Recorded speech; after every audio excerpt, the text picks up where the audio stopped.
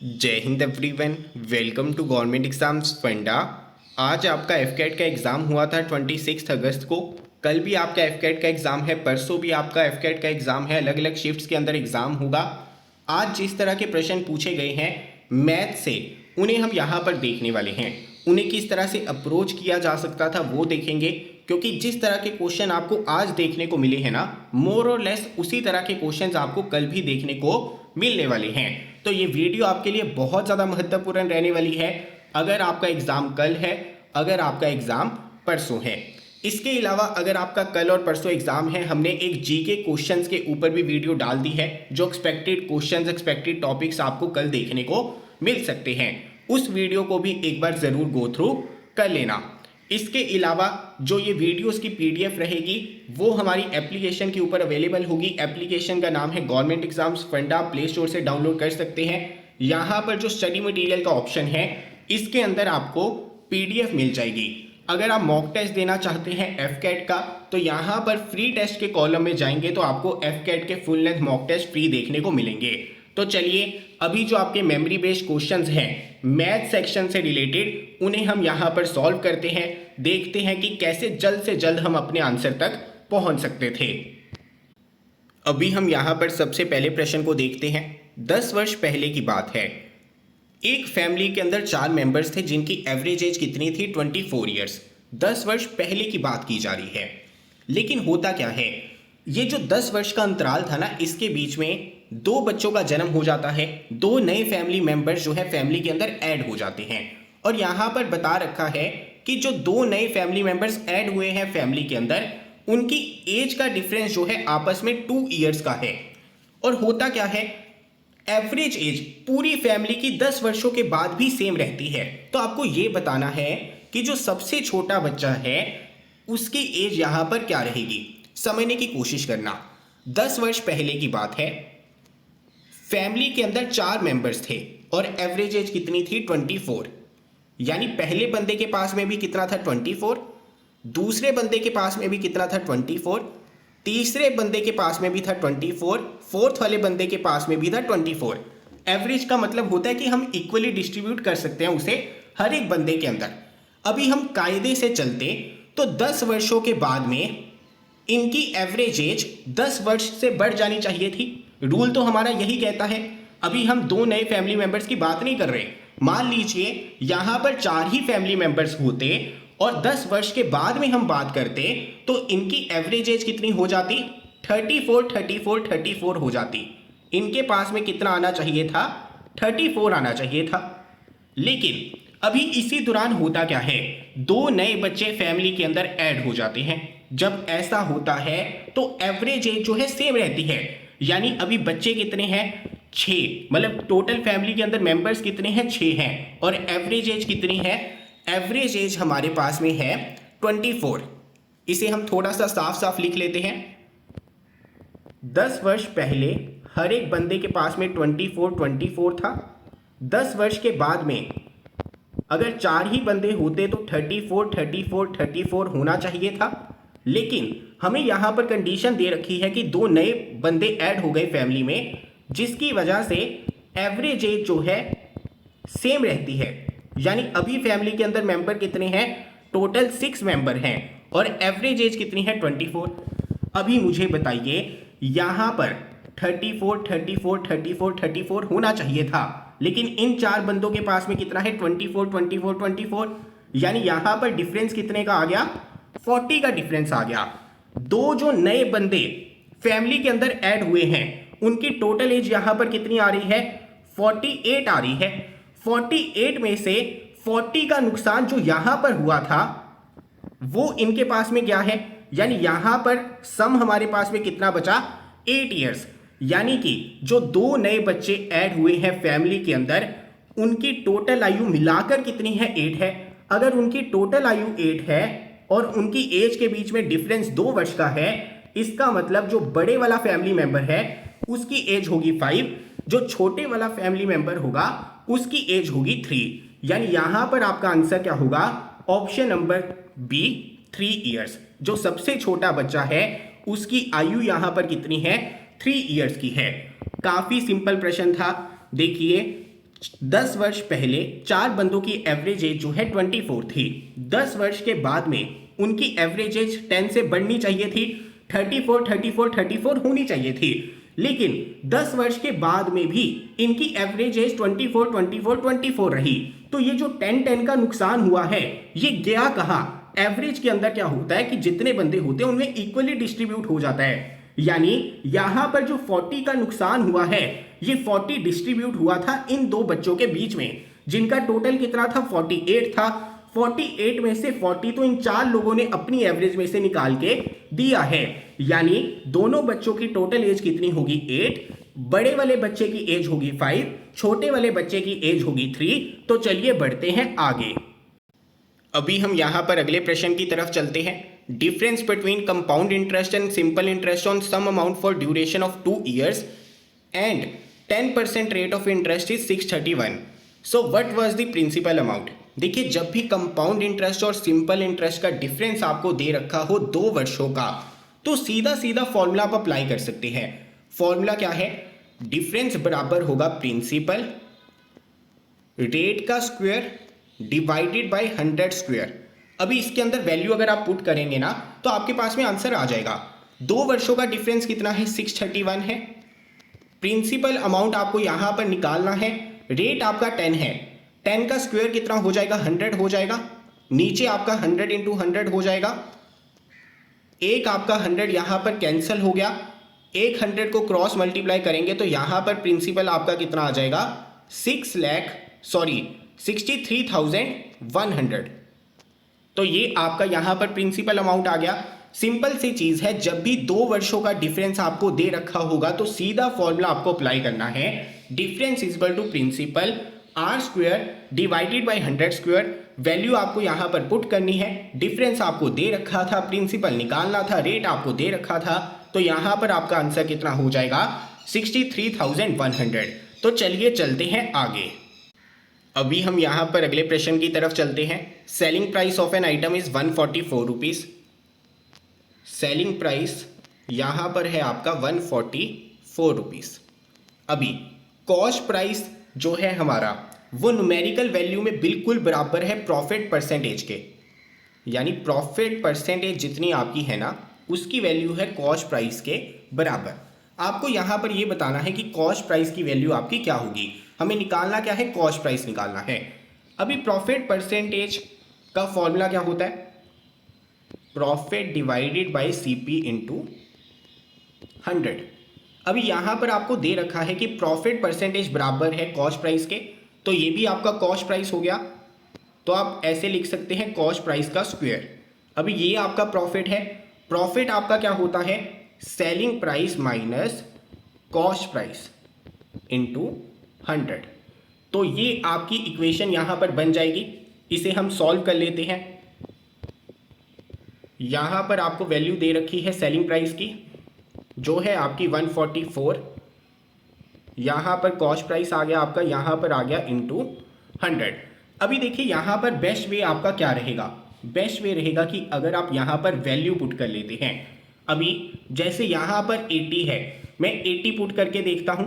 144 minus 80 into 100, तो ये मेरा कितना आ गया? डिफरेंस आ गया मेरा 64 का। 64 इंटू 100 आ गया, तो ये मेरा बन गया 6400। इस साइड मैंने 80 का स्क्वायर किया तो कितना आ गया? 6400 आ गया। इसका मतलब यहां पर जो वैल्यू है 80 वाली, वो सेटिस्फाई करती है। तो यहां पर इक्वेशन आपको सॉल्व नहीं करनी है, सिर्फ इक्वेशन आपने बना ली, उसके बाद में वैल्यूज को पुट करके देखिए। देखिए यहां पर जितनी भी ऑप्शन थी, इनमें से सबसे इजी वैल्यू कौन सी थी? 80 थी या फिर 75 थी, जिसका स्क्वायर हम आसानी से पता कर सकते हैं। जैसे 80 है तो 8 इंटू 8 64 है, 6400 है, तो मैं यहां पर 80 डाल के देख लेता कि क्या 6400 आंसर आ रहा है। इसी तरह से 75 का स्क्वायर पता करना यहां पर काफी ज्यादा इजी था। तो 75 का स्क्वायर आ जाता, कितना आता? ये आपका आ जाता 25। 7 इंटू 8 आपका होता 56। 5625 आ जाता। तो मैं यहां पर वैल्यू पुट करके देखता कि 5625 बन रहा है कि नहीं बन रहा। क्योंकि आप क्वाड्रेटिक इक्वेशन यहां पर बना देंगे ना, तो काफी ज्यादा टाइम लगेगा। वैल्यू मैंने पुट कर ली 80, आंसर मैच हो गया। आंसर होगा कॉस्ट प्राइस का 80, परसेंटेज होगा 80। तो चलिए चलते हैं आगे। अभी हम यहाँ पर बात करते हैं अगले प्रश्न के बारे में। आपसे पूछा है कि प्रोबेबिलिटी बताओ कि अगर दो डाइसिस को फेंका जाए तो उनके ऊपर जो सम आए वो मोर देन 7 हो, उसकी प्रोबेबिलिटी क्या होगी। सबसे पहले तो आपको ये पता होना चाहिए कि जब दो डाइसिस को फेंका जाता है ना, तो टोटल आउटकम्स आपकी होती हैं 36। कैसे? मान लीजिए पहले डाइस के ऊपर आता है आपका 1, दूसरे डाइस के ऊपर भी 1 आ सकता है, पहले डाइस के ऊपर आता है 1, दूसरे डाइस के ऊपर 2 आ सकता है, पहले डाइस के ऊपर आता है 1, दूसरे के ऊपर 3 आ सकता है, पहले के ऊपर आता है 1, 4 आ सकता है, 1 के साथ में 5 आ सकता है, 1 के साथ में 6 आ सकता है। इसी तरह से आप नीचे चलते जाएंगे तो यहां पर टोटल आउटकम्स आपकी कितनी हो जाएंगी? 36 हो जाएंगी। इस साइड भी आप चलते रहना। अभी आपसे यहां पर पूछा है कि बताइए कितने केसेस ऐसे हैं जिसमें मोर देन 7 सम होगा। सबसे पहले तो आपको वो आउटकम्स निकालनी है जो फेवरेबल आउटकम्स हैं। टोटल आउटकम्स तो आपको पता है 36 है। अभी आपको वो आउटकम्स निकालनी है जिनके अंदर सम आपका 7 से ज्यादा आएगा। अभी मुझे बताइए, जब भी आपका 1 है तो दूसरे डाइस पर मैक्सिमम आपका 6 आ सकता है, तो 1 के साथ में कोई भी ऐसा केस नहीं बनता है जहां पर सम आपका 7 से ज्यादा आ सके। अभी हम बात करते हैं 2 की। 2 के केस में आपका एक केस बनेगा 2 और 6 का, जहां पर आपका सम जो है 7 से ज्यादा होगा। तो एक केस आपका हो गया 2 6 का, एक केस आपका हो गया 2 6 का। 3 के मामले में बात करते हैं। अभी जो आपका 3 5 वाला केस है, यहां पर भी मोर देन 7 सम आपको देखने को मिलेगा। 3 और 6 वाला जो केस है, यहां पर भी आपको मोर देन 7 सम देखने को मिलेगा। इसी तरह से 4 वाले में आ जाइए। यहां पर 4 में आपका जो सम है 7 से ज्यादा है, 4 5 में आपका सम जो है ज्यादा है, 4 6 में आपका सम जो है 7 से ज्यादा है। इसी तरह से 5 वाले में आ जाइए। 5 3 में सम आपका ज्यादा है, 5 4 में आपका सम ज्यादा है, 5 5 में आपका सम ज्यादा है 7 से, और 5 6 में आपका सम जो है ज्यादा है 7 से। इसी तरह से 6 वाले कॉलम में आ जाइए। 6 2 में सम आपका ज्यादा है, आपका सम जो है 6 3 में 7 से ज्यादा है, 6 4 में ज्यादा है, 6 5 में ज्यादा है, और 6 6 में ज्यादा है। तो यहां पर टोटल केसेस आपके कितने हो गए जहां पर सम 7 से ज्यादा है? 1 2 3 4 5 6 7 8 9 10 11 12 13 14 15। टोटल आपके यहां पर केसेस हो गए 15 आपके ऐसे केसेस हैं जहां पर सम जो है 7 से ज्यादा है, और टोटल केसेस आपके कितने थे? 36। अगर आप यहां पर इसे कैंसिल आउट करेंगे तो ये आपका आ गया 5/12। ये आपकी प्रोबेबिलिटी है कि अगर आप दो डाइसिस को फेंकेंगे तो उसका सम 7 से ज्यादा होगा। आपको करना क्या है? फेवरेबल आउटकम्स निकालने हैं, टोटल आउटकम्स निकालने हैं और उन्हें डिवाइड कर देना है। तो चलिए चलते हैं आगे। अभी हम यहां पर बात करते हैं अगले प्रश्न की। आपसे पूछा गया था कि 5 और 6 बजे का कौन सा ऐसा वक्त होता है जब मिनट हैंड और घंटे वाली सुई जो है कोइंसाइड करती है।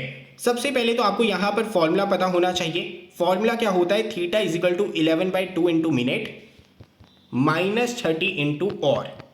अभी यहां पर जो घंटा होता है ना, ये पहले वाला लेते हैं। जैसे 5 और 6 बजे के बीच में आपको पूछा है तो यहां पर और के केस में कितना आएगा? 5 आएगा। 7 से 8 के बीच में पूछते तो यहां पर और की जगह पर 7 आता। यानी 2 घंटों के बीच में जब पूछते हैं तो जो छोटे वाला घंटा है ना, वो वैल्यू आपको यहां पर पुट करनी है। और कोइंसाइड करने का मतलब है कि यहां पर एंगल कितना बनेगा? 0 डिग्री का बनेगा। दोनों ने कोइंसाइड किया, एंगल बन गया 0 डिग्री का। मिनट आपको यहां पर निकालने हैं, क्योंकि मिनट आप निकालेंगे तभी तो आप बताएंगे कि 5 बजकर कितना वक्त हो रहा है जब दोनों ने कोइंसाइड किया है। और यहां पर घंटे वाली की जगह वैल्यू आपकी आ जाएगी 5। अभी ये कितना हो गया? 30 इंटू 5 हो गया 150। इसे आप दूसरी तरफ ले जाइए तो ये आपका हो जाएगा 150 is equal to 11/2 into minute. अभी आप यहां पर क्रॉस मल्टीप्लाई कर लीजिए, ये आपका हो गया 300 डिवाइडेड बाई 11। अभी आप यहां पर मिनट को सॉल्व कर सकते हैं। यहां पर आपका आ जाएगा 11, यहां पर आपका आ जाएगा 2, 807, यहां पर आ जाएगा 3। तो 5 बजकर इतने मिनट होंगे जब आपकी दोनों सुइयां, घंटे वाली सुई और मिनट वाली सुई कोइंसाइड करेंगी, यानी कि 0 डिग्री का एंगल बनाएंगी। इस तरह से क्वेश्चन को आपको यहां पर सॉल्व करना था। तो चलिए चलते हैं आगे। अभी हम यहां पर अगले प्रश्न की तरफ चलते हैं। देखिए ये जो प्रश्न भेजा गया है इसके अंदर थोड़ा सा एरर है, मैं आपको समझा देता हूं। ये प्रश्न क्या था, ये बता रखा था कि शुगर की दो क्वालिटीज हैं। जो पहली क्वालिटी है उसका प्राइस है 9.30 रुपीज, जो दूसरी क्वालिटी है उसका प्राइस हमें निकालना है। आपको ये भी बता रखा है कि जब दोनों क्वालिटीज को हम मिक्स करते हैं 8:7 रेशो के अंदर, तो यहां पर मिक्स करने के बाद में जो प्राइस आता है टोटल दोनों का एवरेज, वो आता है 10 रुपीज। तो आपको यहां पर सिर्फ इतना बताना है कि जो दूसरी क्वालिटी थी शुगर की उसका प्राइस यहां पर कितना था। तो आपको यहां पर करना क्या है, जो पहली क्वालिटी है शुगर की उसका प्राइस कितना है 9.30 रुपीज, यहां पर रेशो कितनी है 8:7 है। सबसे पहले आपको आपस में इसे मल्टीप्लाई करना है। जब आप इसे मल्टीप्लाई करेंगे तो कितना आ जाएगा आपका, यहां पर आ जाएगा 0। 8 इंटू 3 आपका कितना होता है 24, 2 आपका ऊपर चला जाएगा, 8 इंटू 9 आपका 72, 74 आ गया यहाँ पर 74.40। इसी तरह से यहाँ पर मल्टीप्लाई कर लीजिए, प्राइस है आपका x जो हमें निकालना है, रेशो कितनी है 7 है, तो यहाँ पर हो गया 7x। अभी देखिए टोटल वेट यहाँ पर कितना हो गया शुगर का, 8 + 7 हो गया 15 वेट है, 10 रुपीज पर केजी उसका प्राइस है, तो टोटल यहाँ पर कितना आ जाएगा 150। अभी आपको यहाँ पर क्या करना है, इसे सॉल्व करना है। 7x is equal to 150 minus 74.40। अभी आप यहां पर इसे सॉल्व कीजिए, यहां पर आपका आ जाएगा 75.60। इसे आपको डिवाइड करना है 7 से। अभी आप यहां पर इसे सॉल्व करेंगे तो आपका कितना आ जाएगा 1 आ जाएगा, 0 आ जाएगा, 0.80 आ जाएगा, यानी आपका आंसर आ जाएगा 10.80 रुपीज। काफी सिंपल प्रश्न था, इसके अंदर कोई भी कंफ्यूजन आपको नहीं होनी चाहिए। आपको ये बता रखा था कि दो तरह की शुगर की क्वालिटी है। जो पहली शुगर है उसका प्राइस है 9.30 रुपीज पर केजी। ये भी बता रखा है कि जब दोनों शुगर को आपस में हम मिक्स कर लेते हैं तो उनका प्राइस हो जाता है 10 रुपीज। यहां पर दोनों की रेशो कितनी है 8:7 है। प्राइस हमें निकालना है बी वाली शुगर का। काफी सिंपल सी चीज थी, आपस में आपको मल्टीप्लाई करना था। टोटल वेट यहां पर हो जाता 15, प्राइस है 10 रुपीज, यहां पर 150 आ जाता, 74.40 आता। इक्वेशन को सॉल्व करते तो यहां पर आपका प्राइस कितना आ जाता 10.8। काफी सिंपल था, तो चलिए चलते हैं आगे। अगर कोई बच्चा इसे एलिगेशन वाले मेथड से सॉल्व करना चाहता है तो वैसे भी कर सकता है। देखिए जो पहली शुगर है, पहली टाइप की शुगर है, उसका प्राइस है 9.30। दूसरी टाइप की शुगर का प्राइस हमें यहाँ पर नहीं पता है, लेकिन दोनों को मिक्स करने के बाद में प्राइस आता है 10 और रेशो हमें यहाँ पर दे रखी है 8:7। एलिगेशन में आपको पता है हम क्या करते हैं, जो सेंटर वाली टर्म होती है उसमें प्लस माइनस करते हैं। जैसे यहाँ पर 9.30 10 से छोटा है, माइनस करेंगे तो यहाँ पर आपका कितना आ जाएगा 0.7 आ जाएगा। अभी यहाँ पर 0.7 आ गया है। अगर आप चाहते हैं कि रेशो 8:7 होगी तो यहाँ पर 0.8 आना चाहिए। 0.8 आने के लिए यहाँ पर 10 में 0.8 आपको प्लस करना होगा, तो यहाँ पर आपका आंसर कितना आ जाएगा 10.8 रुपीज। तो यहाँ पर एलिगेशन वाला मेथड भी आप लगा सकते हैं, जो भी आपको सिंपल लगे। तो चलिए आगे बढ़ते हैं। अभी जो हमारे पास में अगला प्रश्न है, एक रेक्टेंगुलर पार्क है जिसकी लेंथ है 180 मीटर, ब्रेथ है 120 मीटर, लेकिन ये रेक्टेंगुलर पार्क है एक सर्कुलर ग्राउंड के अंदर। आपको ये बता रखा है कि जो सर्कुलर ग्राउंड है उसमें से अगर रेक्टेंगुलर पार्क का एरिया हम माइनस कर देते हैं तो वो एरिया बचता है 40,000 मीटर स्क्वायर। आपको बताना है कि ग्राउंड का रेडियस क्या होगा। काफी सिंपल प्रश्न है। देखिए इस तरह का सर्कल है, सर्कल के बीच में है रेक्टेंगल, इस तरह का सर्कुलर एरिया है जिसके बीच में आपका क्या है रेक्टेंगुलर पार्क है। अभी देखिए लेंथ और ब्रेथ आपको दे रखी है। लेंथ कितनी है 180, ब्रेथ आपकी कितनी है 120 है। अभी आप यहां पर सबसे पहले क्या कीजिए, एरिया निकाल लीजिए रेक्टेंगुलर पार्क का। एरिया रेक्टेंगुलर पार्क का कैसे निकलेगा, लेंथ इंटू ब्रेथ करके निकलेगा। अभी यहां पर 18 को 12 से मल्टीप्लाई करना है, तो 18 इंटू 12 कितना हो जाएगा 180। 180 प्लस 36, ये आपका हो गया 216, और यहाँ पर 2 आपकी ज़ीरो आ गई, तो ये आपका एरिया आ गया रेक्टेंगुलर पार्क का। अभी आपको ये बता रखा है कि रेक्टेंगुलर पार्क के अलावा जो एरिया बच गया ना ऊपर और नीचे, ये एरिया है आपका 40,000 मीटर स्क्वायर। अभी मुझे बताइए, अगर रेक्टेंगुलर पार्क का एरिया है 21,600 मीटर स्क्वायर और रेक्टेंगुलर पार्क के अलावा वाला एरिया है 40,000 मीटर स्क्वायर, तो यहाँ पर सर्कल का एरिया कितना हो जाएगा? दोनों को जब हम ऐड कर लेंगे तो हमारे पास में आ जाएगा सर्कल का एरिया। सिंपल सा प्रश्न था। आपको ये बता रखा था कि बीच में रेक्टेंगुलर पार्क है, रेक्टेंगुलर पार्क के अलावा वाली जगह का एरिया आपको बता रखा है। हमने रेक्टेंगुलर पार्क का एरिया निकाल लिया 21,600 मीटर स्क्वायर, बाकी एरिया है 40,000 मीटर स्क्वायर, यानी सर्कल का कंप्लीट एरिया कितना हो जाएगा? 40,000 प्लस 21,600 मीटर स्क्वायर। ये आपका कितना बन गया? ये आपका बन गया 61,600। सर्कल का एरिया हो गया 61,600 मीटर स्क्वायर।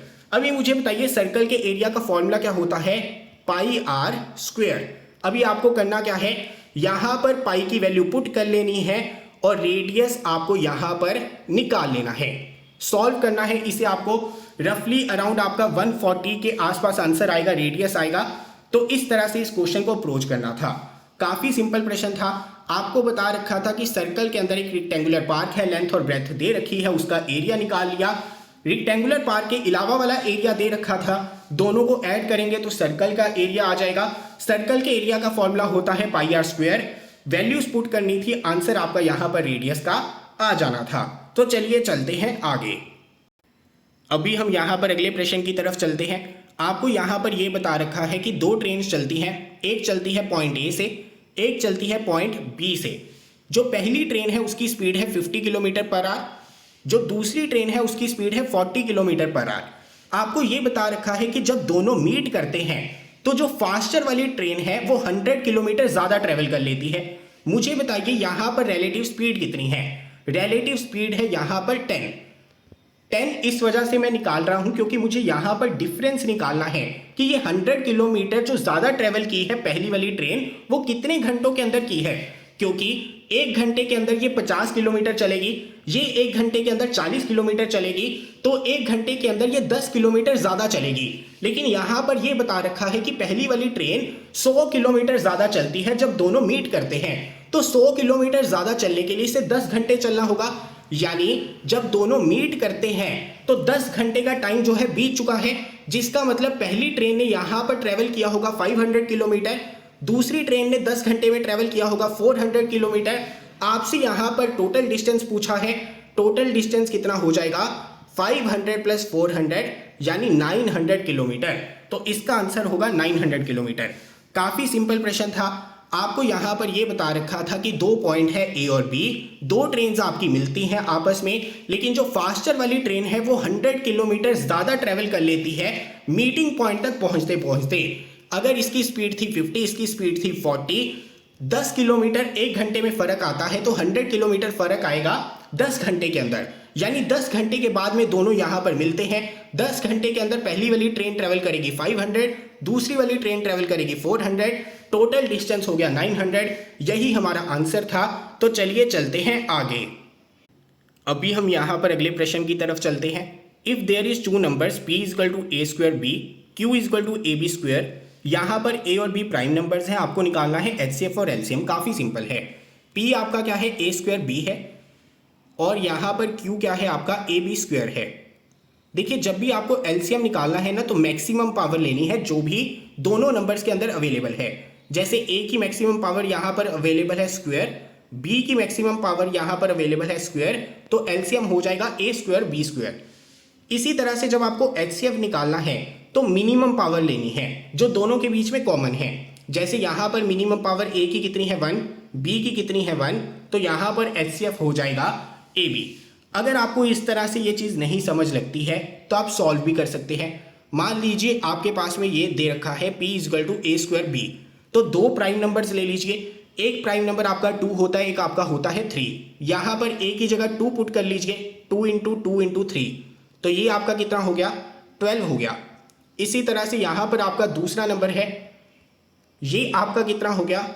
ये आपका हो जाएगा 2 इंटू 3 इंटू 3 यानी 18। अभी मैं कहूँ कि बताइए 12 और 18 का एलसीएम कितना होगा, तो आप कहेंगे एलसीएम हो जाएगा 36। क्या यहाँ पर हम 36 को इस तरह से नहीं लिख सकते ए स्क्वायर बी स्क्वायर, क्योंकि ए हमारा कितना है 2 है, बी हमारा कितना है 3 है, तो यहाँ पर भी वही चीज आ जाएगी 2 इंटू 2 3 इंटू 3 यानी कि 3 इंटू 3 9, 9 इंटू 2 18, 18 इंटू 2 36। सिंपल सी चीज है, जब दो नंबर आपके पास में आएंगे तो जो मैक्सिमम पावर अवेलेबल है वो एलसीएम के केस में लेंगे और जो मिनिमम पावर अवेलेबल है वो हम एचसीएफ के केस में लेंगे। तो चलिए अभी के लिए मैं विराम लेता हूं। देखिए मैंने जीके के ऊपर जो ऑलरेडी वीडियो है वो अपलोड कर दी थी, आप उसे देख सकते हैं। इसके अलावा जो भी मैथ्स के क्वेश्चन आज पूछे गए हैं आप इस नंबर के ऊपर मुझे व्हाट्सएप कर सकते हैं, उन्हें भी मैं आपको सॉल्व करवा दूंगा। मिलता हूं अगली वीडियो के साथ। जय हिंद।